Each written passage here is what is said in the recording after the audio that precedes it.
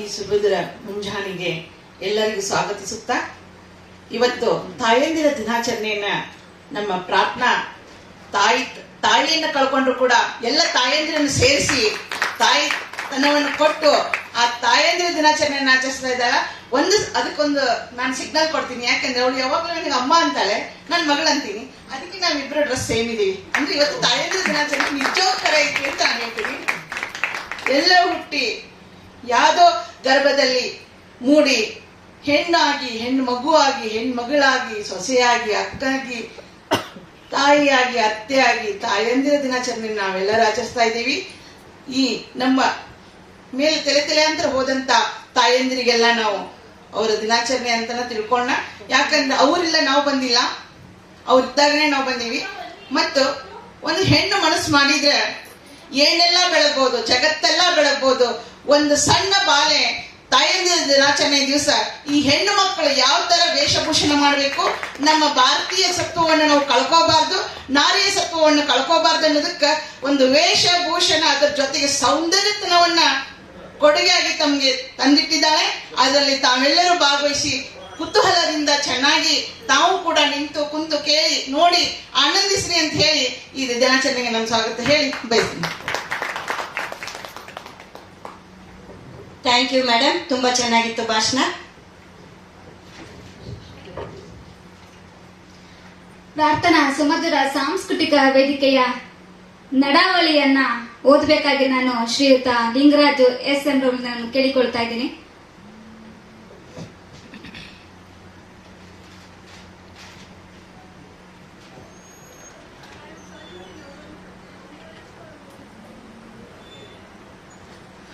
ಆತ್ಮೀಯ ಸ್ನೇಹಿತರೆ,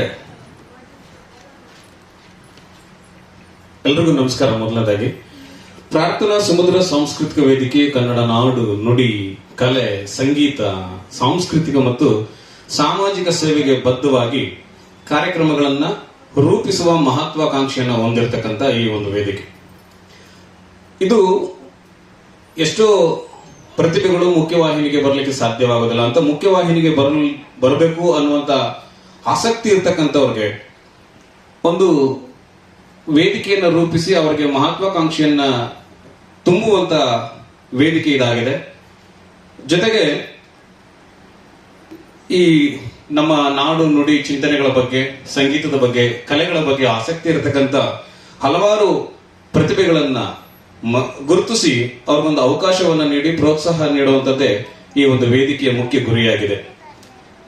ಅದ್ರ ಜೊತೆಗೆ ಇದರ ಮುಖ್ಯ ಉದ್ದೇಶವೂ ಕೂಡ ಅದೇ ಆಗಿದೆ. ಹಲವಾರು ಸಾಂಸ್ಕೃತಿಕ ಸಂಘಟನೆಗಳು ಒಂದಲ್ಲ ಒಂದು ಸೀಮಿತಕ್ಕೆ ಮೀಸಲಾಗಿದ್ದು ಅವಕಾಶ ವಂಚಿತ ಪ್ರತಿಭೆಗಳನ್ನು ಆಕರ್ಷಿಸುವಲ್ಲಿ ವಿಫಲಗೊಂಡಿವೆ ಅಂತಾನೆ ಹೇಳ್ಬೋದು. ಸೊ ಆದ್ದರಿಂದ ಈ ಅವಕಾಶ ವಂಚಿತರಾಗಿರ್ತಕ್ಕಂಥ ಅದೆಷ್ಟು ಪ್ರತಿಭೆಗಳು ಇನ್ನು ಮುಖ್ಯವಾಹಿನಿಗೆ ಬರಲಿಕ್ಕೆ ಸಾಧ್ಯವಾಗ್ತಾ ಇಲ್ಲ ಅಂತ ಮುನ್ನೆಲೆಗೆ ತರುವ ನಿಟ್ಟಿನಲ್ಲಿ ವಿನೂತನವಾದಂತಹ ಕಾರ್ಯಕ್ರಮಗಳನ್ನ ರೂಪಿಸಿ ಅವರ ಪ್ರತಿಭೆಯನ್ನು ಅನಾವರಣ ಮಾಡಿ ಆ ಪ್ರತಿಭೆಗೆ ಸೂಕ್ತ ವೇದಿಕೆಯನ್ನು ಕಲ್ಪಿಸುವಂತದ್ದು ಈ ಸುಮಧುರ ಸಾಂಸ್ಕೃತಿಕ ವೇದಿಕೆಯ ಉದ್ದೇಶ. ಸೊ ಆ ರೀತಿ ಈ ಮುಂದಿನ ಅಂದ್ರೆ ಇವತ್ತು ನಾವು ಮೊದಲನೇದಾಗಿ ವಿಶ್ವ ತಾಯಂದಿರ ದಿನಾಚರಣೆ ಪ್ರಯುಕ್ತ, ಯಾಕಂದ್ರೆ ನಮ್ಗೆಲ್ರಿಗೂ ತಾಯಿಯ ಮೊದಲ ಗುರು, ಮನೆಯ ಮೊದಲ ಪಾಠಶಾಲೆ ಅನ್ನೋ ಹಾಗೆ ತಾಯಿಯಂದಿರ ದಿನದಿಂದಲೇ ಮೊದಲ ಕಾರ್ಯಕ್ರಮವನ್ನು ಪ್ರಾರಂಭ ಮಾಡ್ತಾ ಇದ್ದೀವಿ. ಸೊ ಈ ವೇದಿಕೆಗೆ ಹೊಸ ಕಾರ್ಯಕ್ರಮಗಳೊಂದಿಗೆ ಹೆಜ್ಜೆ ಇಡ್ತಾ ಇರತಕ್ಕಂಥ ನಮ್ಮ ಪ್ರಾರ್ಥನಾ ಸಮುದ್ರ ಸಾಂಸ್ಕೃತಿಕ ವೇದಿಕೆ ನಿಮ್ಮೆಲ್ಲರ ಸಹಕಾರ, ಆಶೀರ್ವಾದವನ್ನ ನೀಡಿ, ಸಹಕಾರವನ್ನ ನೀಡಿ ಇನ್ನೂ ಹೆಚ್ಚೆಚ್ಚು ಕಾರ್ಯಕ್ರಮಗಳನ್ನ ಒಂದು ಕೈಗೊಳ್ಳೋದ್ರಲ್ಲಿ, ಅದನ್ನ ರೂಪಿಸೋದ್ರಲ್ಲಿ ನೀವೆಲ್ಲರೂ ಕಾರಣಕರ್ತರಾಗಬೇಕಂತ ಹೇಳಿ ಕೇಳ್ಕೊಳ್ತಾ ಈ ಒಂದು ಸಭಾ ನಡವಳಿಕೆಯನ್ನು ಓದ್ಲಿಕ್ಕೆ ನನಗೆ ಅವಕಾಶ ಮಾಡಿಕೊಟ್ಟಂತ ತಮ್ಗೆಲ್ಲರಿಗೂ ಹೊಂದಿಸಿ ನಾನು ಮಾತುಗಳನ್ನು ಮುಗಿಸ್ತೀನಿ. ನಮಸ್ಕಾರ. ಧನ್ಯವಾದಗಳು ಲಿಂಗರಾಜ್ ಎಸ್ ಎಂ ರವರೇ. ನಮ್ಮ ಕಾರ್ಯಕ್ರಮಕ್ಕೆ Karnataka press and digital media ಅಸೋಸಿಯೇಷನ್ನ ರಾಜ್ಯಾಧ್ಯಕ್ಷರಾದಂತಹ ಶ್ರೀಯುತ ಚಂದ್ರಶೇಖರ್ ಅವರು ಆಗಮಿಸಿದ್ದಾರೆ. ಸರ್, ನಿಮ್ಮಲ್ಲಿ ನಾನು ವಿನಂತಿಸಿಕೊಳ್ತಾ ಇದ್ದೀನಿ, ನಮ್ಮ ಕಾರ್ಯಕ್ರಮಕ್ಕೆ ಬಂದಿದ್ದೀರಿ, ಏನ್ ಅನ್ನಿಸ್ತಾ ಇದೆ, ಹಾಗೆ ಯಾವ ರೀತಿ ಶುಭ ಕೋರ್ತೀರಿ ನಮ್ಮ ವೇದಿಕೆಗೆ? 2 ಮಾತುಗಳು ಸರ್ ನಿಮ್ಮಿಂದ. ಪ್ರಾರ್ಥನಾ ಸುಮಧುರ ಸಾಂಸ್ಕೃತಿಕ ವೇದಿಕೆಯ ಪ್ರಾರ್ಥನಾ ನಾಯಕ ಅವರಿಗೆ ಮೊದಲಾಗಿ ಧನ್ಯವಾದಗಳನ್ನ ಅರ್ಪಿಸ್ತಾ ಇಂಥ ಒಳ್ಳೆ ದಿವಸನ ಕಾರ್ಯಕ್ರಮ ಮಾಡ್ಕೊಳ್ಳೋಕೆ ಆಯ್ಕೆ ಮಾಡ್ಕೊಂಡಿದಾರಲ್ಲ, ಯಾಕಂದ್ರೆ ಮೂರ್ತಿ ಚಿಕ್ಕದಾದ್ರೂ ಕೀರ್ತಿ ದೊಡ್ಡದು ಅಂತಾರೆ. ತುಂಬಾ ದೊಡ್ಡ ಆಲೋಚನೆ ಇಟ್ಕೊಂಡು ಈ ಒಂದು ಈ ಒಂದು ಒಳ್ಳೆ ದಿವಸದಲ್ಲಿ ಈ ತರ ಒಂದು ಒಳ್ಳೆ ಕಾರ್ಯಕ್ರಮ ಮಾಡ್ತಾ ಇರೋದ್ರಿಂದ ಅವ್ರಿಗೆ ತಾಯಿ ಭಾರತಾಂಬೆ ಮತ್ತೆ ಕರ್ನಾಟಕದ ಎಲ್ಲಾ ತಾಯಿಂದರ ಆಶೀರ್ವಾದ ಇರಲಿ ಅಂತ ಆ ಭಗವಂತನಲ್ಲಿ ಕೇಳ್ಕೊಂಡು ಇನ್ನು ಮುಂದಕ್ಕೂ ಯಶಸ್ವಿಯಾಗಲಿ ಅಂತ ನಾನು ಹಾರೈಸ್ತೀನಿ ಅವ್ರಿಗೆ. ಥ್ಯಾಂಕ್ ಯು ಸರ್, ತುಂಬಾ ಚೆನ್ನಾಗಿ ಹೇಳಿದ್ರಿ. ಎಲ್ರಿಗೂ ನಮಸ್ಕಾರ. ಹಾಗೆ ವಿಶ್ವ ತಾಯಂದಿರ ದಿನಾಚರಣೆಯ ಶುಭಾಶಯಗಳು ನಿಮ್ಮೆಲ್ರಿಗೂ ಸಹ. ನೋಡಿ, ನಮ್ಮೆಲ್ರಿಗೂ ತಾಯಿಯರ ತಾಯಿ, ಮಹಾತಾಯಿ, ನಮ್ಮ ನಾಡದೇವಿ ಚಾಮುಂಡೇಶ್ವರಿ ಅವರು ದೊಡ್ಡ ತಾಯಿ ನಿಮ್ಮೆಲ್ರಿಗೂ ಸಹ. ಅವರ ಆಶೀರ್ವಾದದೊಂದಿಗೆ ನಮ್ಮ ವೇದಿಕೆ ಪ್ರಾರಂಭ ಆಗಿರೋದು. ಸೊ ಅಮ್ಮನವರ ಒಂದು ಆಶೀರ್ವಾದ ನಮ್ಮೆಲ್ಲರ ಮೇಲಿದೆ, ನಮ್ಮ ವೇದಿಕೆಯ ಮೇಲಿದೆ ಅಂತ ನಾನು ಭಾವಿಸ್ತಾ ಇದ್ದೇನೆ. ಈಗಾಗಲೇ ನಮ್ಮ ದೇಶದಲ್ಲಿ ಭಾರತ ಮತ್ತು ಪಾಕಿಸ್ತಾನ ಯುದ್ಧ ಆರಂಭ ಆಗ್ತಾ ಇದೆ. ಸರ್, ಆರಂಭ ಆಗೋಗಿದೆ ಆಲ್ರೆಡಿ. ಸೊ ನಮ್ಮ ಭಾರತ ಜಯಶಾಲಿಯಾಗ್ಲಿ, ಯಾವಾಗ್ಲೂ ಅದು ಮುನ್ನುಗ್ತಾ ಇರ್ಲಿ, ಯಶಸ್ಸು ಸಿಗ್ಲಿ ಈ ಒಂದು ಯುದ್ಧದಲ್ಲಿ ಅಂತ ನಾನು ಭಾವಿಸ್ತಾ ಆಶಿಸ್ತಾ ನಾನು ನಿಮ್ಮೆಲ್ಲರ ಒಂದು ಹಾರೈಕೆ ನಮ್ಮ ಭಾರತ ದೇಶದ ಮೇಲೆ ಇರ್ಲಿ. ನಾನು ಯಾವಾಗ್ಲೂ ಹೇಳ್ತಾ ಇರ್ತೇನೆ, ಮಹಾತ್ಮ ಗಾಂಧೀಜಿ ಇಡೀ ದೇಶಕ್ಕೆ ಸ್ವಾತಂತ್ರ್ಯವನ್ನ ತಂದುಕೊಟ್ರು.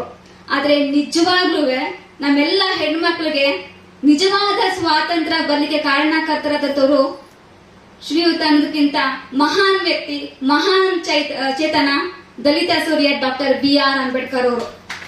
ಅವ್ರಿಲ್ಲ ಅಂದಿದೆ ಬಹುಶಃ ನಾವ್ ಯಾರು ಮಹಿಳೆಯರು ಇಲ್ಲಿ ಇರೋದಕ್ಕೂ ಕೂಡ ಸಾಧ್ಯ ಆಗ್ತಿರ್ಲಿಲ್ಲ, ನಾವ್ ಇಲ್ಲಿ ಕೂರ್ದಕ್ಕೂ ಕೂಡ ಸಾಧ್ಯ ಆಗ್ತಿರ್ಲಿಲ್ಲ, ನಾವ್ ಯಾವುದೊಂದು ಸಾಧನೆ ಕೂಡ ಮಾಡ್ಲಿಕ್ಕೆ ಸಾಧ್ಯ ಆಗ್ತಿರ್ಲಿಲ್ಲ.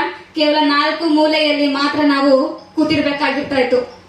ಸೊ ಅಂತ ಮಹಾನ್ ಚೇತನ ಅವರು, ಹೆಣ್ಣು ಹೃದಯ, ಹೆಣ್ಗರುಳು ಇರ್ತಕ್ಕಂತಹ ಮಹಾನ್ ವ್ಯಕ್ತಿ ಡಾಕ್ಟರ್ BR ಅಂಬೇಡ್ಕರ್ ಅವರು ನಾನು ಈ ಕ್ಷಣದಲ್ಲಿ ಸ್ಮರಿಸ್ಕೊಳ್ತಾ ಇದ್ದೇನೆ.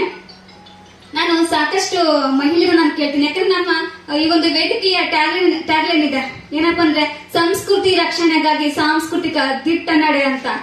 ಎಷ್ಟೊಂದು ಜನ ಕೇಳಿದ್ರು, ಏನ್ ಮೇಡಮ್ ಇದು ಸಂಸ್ಕೃತಿ ರಕ್ಷಣೆಗಾಗಿ ಸಾಂಸ್ಕೃತಿಕ ದಿಟ್ಟ ನಡೆ, ಸ್ವಲ್ಪ ವಿವರಿಸ್ತೀರಾ ಅಂದ್ಬಿಟ್ಟು ನನಗೆ ಕೇಳಿದ್ರು. ನಾನು ಹೇಳ್ತಾ ಇದ್ದೇನೆ, ನೋಡಿ, ಹೆಣ್ಮಕ್ಳು ಸಂಸ್ಕಾರ ಇರ್ತಕ್ಕಂಥವ್ರು, ಹೆಣ್ಮಕ್ಳಿಗೆ ಅವರದ್ದೇ ಆದ ಒಂದು ಸಂಸ್ಕೃತಿ ಅಂತಕ್ಕಂಥದ್ದು ಇರತ್ತೆ, ಅವ್ರದ್ದೇ ಆದಂತಹ ಒಂದು ಸ್ವಾತಂತ್ರ್ಯ ಕೂಡ ಅವ್ರಿಗೆ ಇರತ್ತೆ.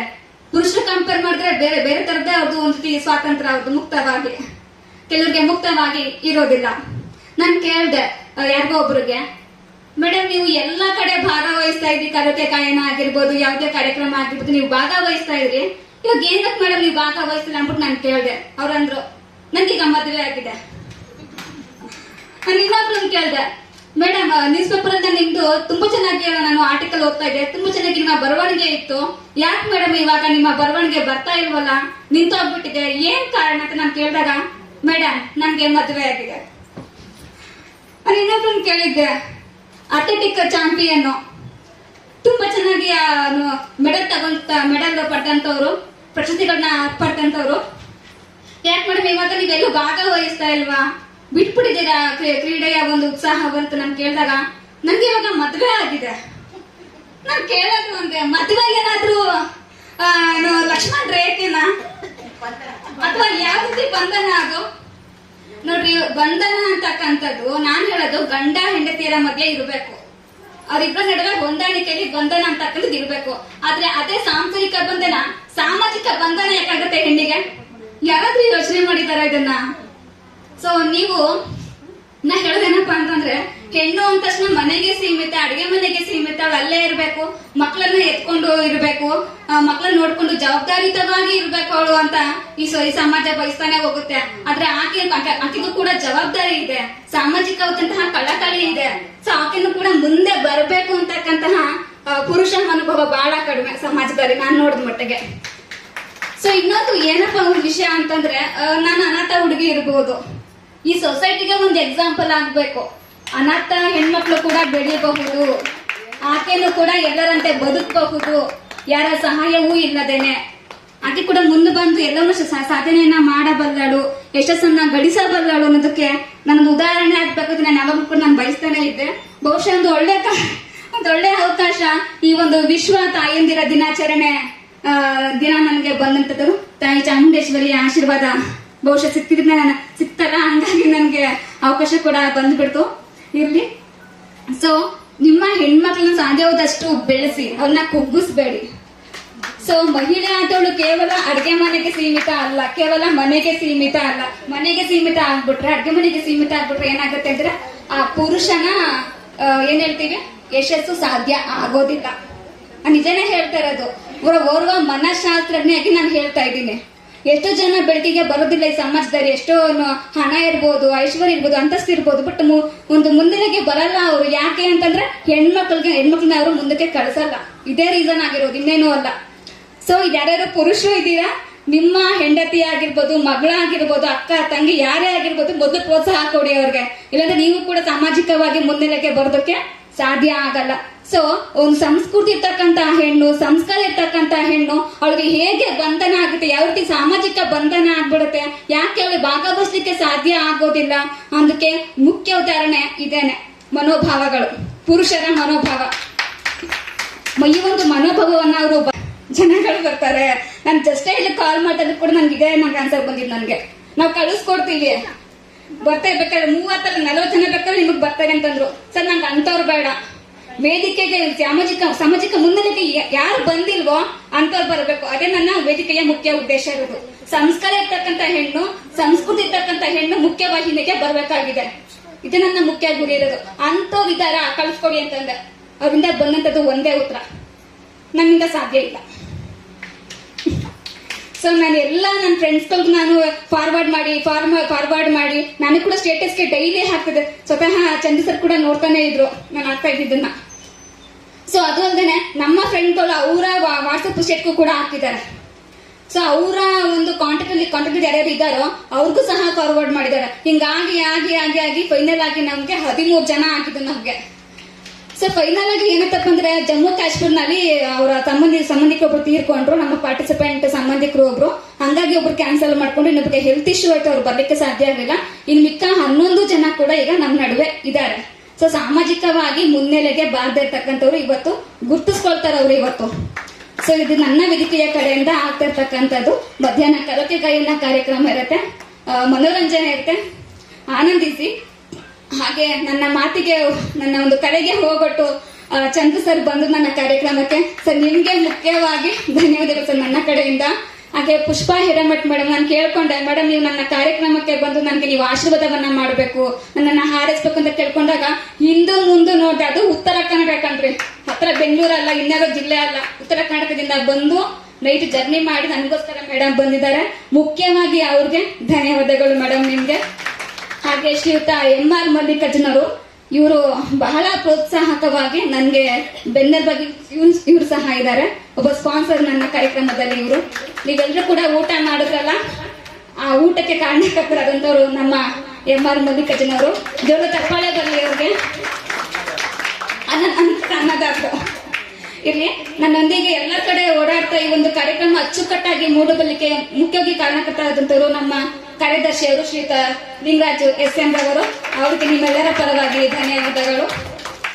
ನೀವು ಬೆಳೀರಿ, ನಿಮ್ಮನ್ನ ನೀವು ಮುನ್ನೆಲೆಗೆ ತೆಗೆದುಕೊಂಡು ಬನ್ನಿ, ನಿಮ್ಮ ಮಕ್ಕಳನ್ನ ಬೆಳೆಸಿ, ಮುಖ್ಯವಾಗಿ ಹೆಣ್ಣು ಮಕ್ಕಳನ್ನ ಬೆಳೆಸಿ ಅಂದ್ಬಿಟ್ಟು ನಾನು ಕೇಳ್ಕೊಳ್ತಾ ಇದ್ದೇನೆ. ಧನ್ಯವಾದಗಳು.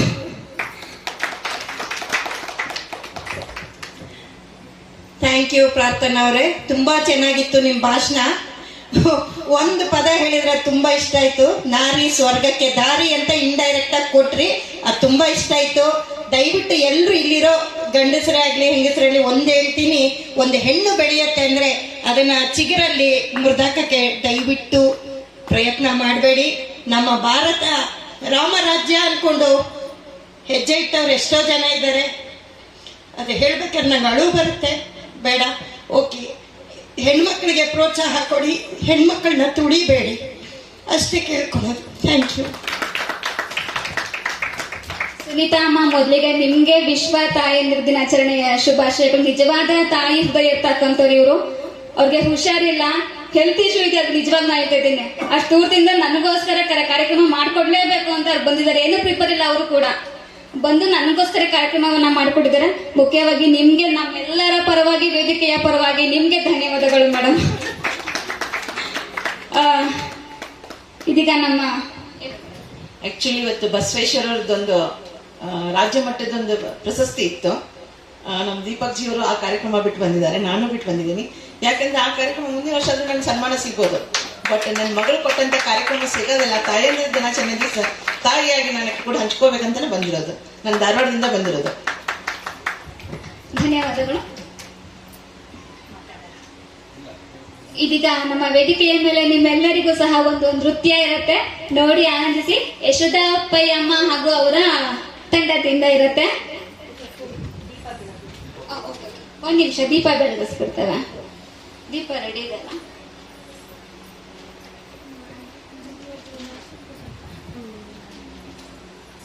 ದೀಪ ಬೆಳಗಿಸಿದ ನಂತರ ನೃತ್ಯ ಇರುತ್ತೆ ನಿಮ್ಗೆ.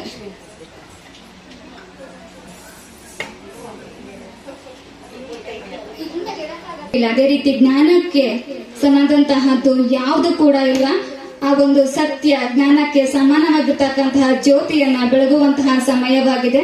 ದಯಮಾಡಿ ಎಲ್ಲರೂ ಸಹ ಎದ್ದು ನಿಂತು ಗೌರವಿಸಬೇಕಾಗಿ ನಾನು ನಿಮ್ಮಲ್ಲಿ ವಿನಂತಿಸಿಕೊಳ್ತಾ ಇದ್ದೀನಿ. ಇದೀಗ ಪ್ರಾರ್ಥನಾ ಸುಮಧುರ ಸಾಂಸ್ಕೃತಿಕ ವೇದಿಕೆಯಿಂದ ದೀಪ ಬೆಳಗುವಿಕೆ.